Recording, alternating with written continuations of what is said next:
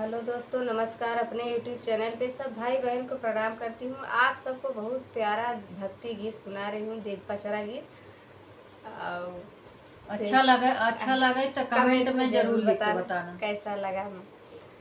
शेरवा पे बैठल मैया गरजत किया वै होया नाड़ी लोगवाना, माई के कोई ना पहचान होया नाड़ी लोगवाना। पहचान मलिया का छोकड़वा हो सबेरवा होरना। हम गजरा ले के चढ़ावै हो सबेरवा होरतना।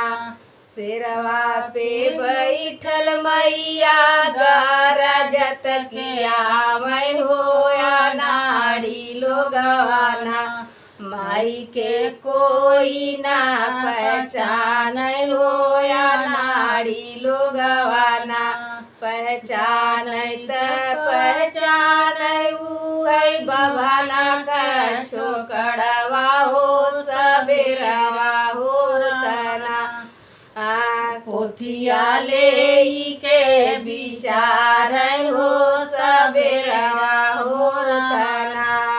सिरवा पे बैठल मैया गरजत किया वै होया नाड़ी लोगवाना, माई के कोई ना पहचान होया नाड़ी लोगवाना।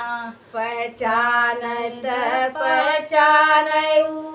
कारा का छोकड़वा हो सबेरवा होतना। जलवा ले के चढ़ावै हो सबेरवा होतना। जलवा ले के चढ़ावै हो सबेरवा होतना। सिरवा पे बैठल मैया गरजत किया मैं होया नाड़ी लोगवाना, माई के कोई ना पहचान होया नाड़ी लोगवाना। पहचान हीरा का छोकड़वा हो सबेरवा होतना। दूधवा ले के चढ़ावै हो सबेरवा होतना। सिरवा पे बैठल मैया गरजत किया वै होया नाड़ी लोगवाना, माई के कोई ना पहचान होया नाड़ी लोगवाना। पहचान गड़ेरिया का छोकड़वा हो सबेरवा होतना।